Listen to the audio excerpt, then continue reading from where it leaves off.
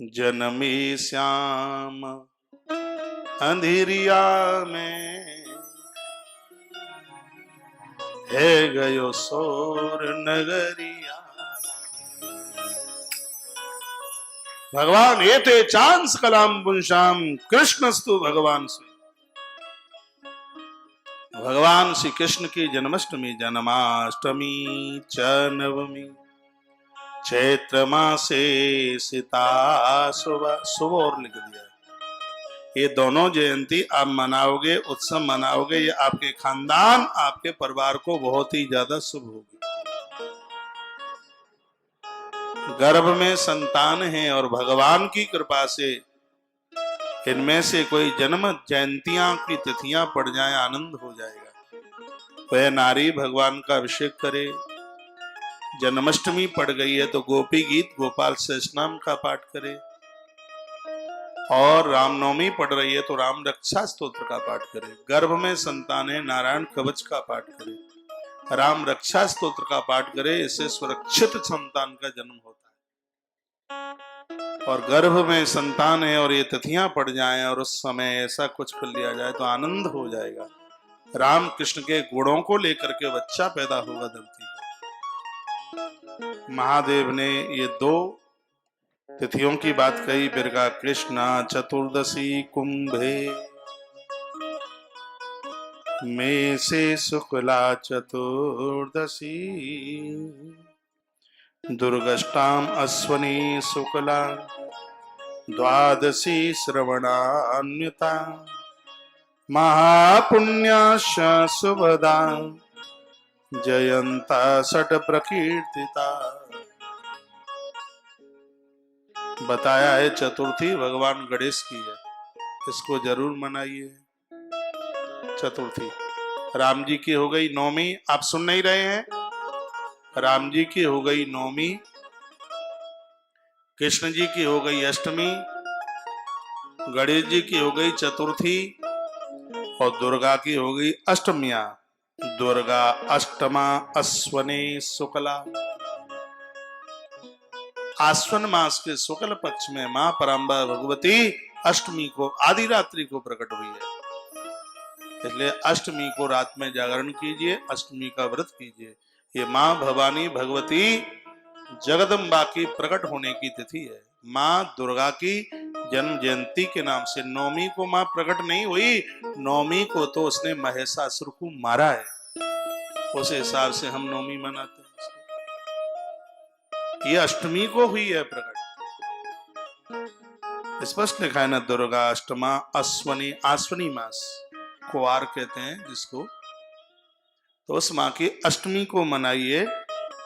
और लिखा है बामन द्वादशी, बामन द्वादशी, जिस द्वादशी में भगवान नारायण बामन बन करके आए हैं, प्रकट हुए हैं, तो इन जन्म जयंतियों को मनाने से क्या होता है? महापुण्याश शुभदा जयंती सडप कीर्तिता। जो इन 6 जयंतियों को मनाएंगे उनको भगवान शंकर कहते हैं महापुण्य मिलेंगे, उनके लिए शुभ होगा, उनके घर में कभी अशुभ नहीं होगा। शंकर जी बोले, कह दिया विष्णु भक्ति परा नित्यम। भगवान विष्णु सदैव उनके ऊपर कृपा करेंगे। विष्णु भक्ति परा नित्यम जयंती व्रतमानसा। क्या सुंदर बात कही है। कहीं आप घर के बाहर हैं, रेल में हो, ठेले में हो, मोटर में हो, परदेश में हो, विदेश में हो, ये बड़ी सुंदर बात कही है। उस समय आप मानसिक पूजा करें, मानसिक व्रत करें। घर पर नहीं है तो मन से भी आप करते हो तो भगवान स्वीकार करते। अब घर के बाहर जाते हो तुम, और तुम 1 महीने के लिए आपका ऐसा संकल्प है हम महादेव को रोजाना जल चढ़ाएंगे, किसी कारणवश और आप घर से बाहर गए, मान लिया जाए आप हवन करते हैं और बाहर जाओगे तो वो तो छूटेगा, तो उसमें मानसिक विधि का जैन व्रत मानसा, आप मानसिक व्रत कीजिए तो आपका संकल्प खंडित नहीं होगा, वह आपको प्राप्त होगा। मंगलवार को हनुमान जी के चरणों में रोजाना आप दर्शन करते हैं और आपको कारणवश कहीं जाना पड़ा हनुमान जी का मंदिर मिला नहीं है तो मन से ही हनुमान जी का दर्शन कर लो।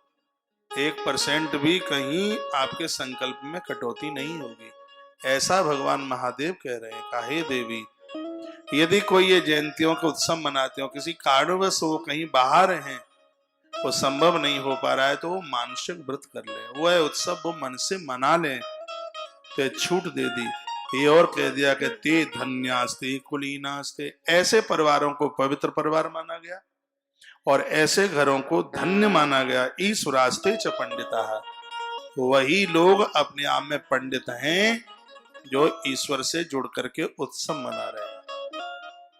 अपने आप को नित्य उत्सव में ढाल दीजिएगा।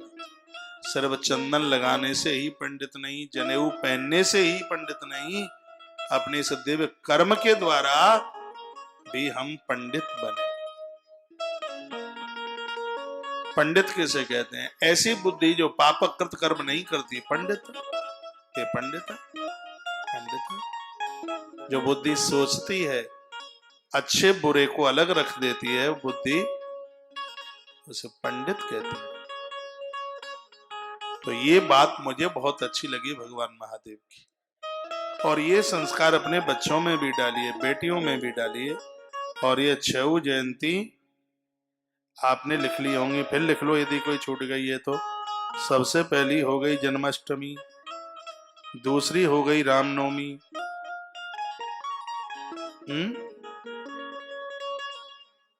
तीसरी हो गई भगवान गणेश जी की, चौथी हो गई दुर्गा मैया की, चौथी। पांचवी हो गई है भगवान वामन देवता की, ये आपने लिख लिया।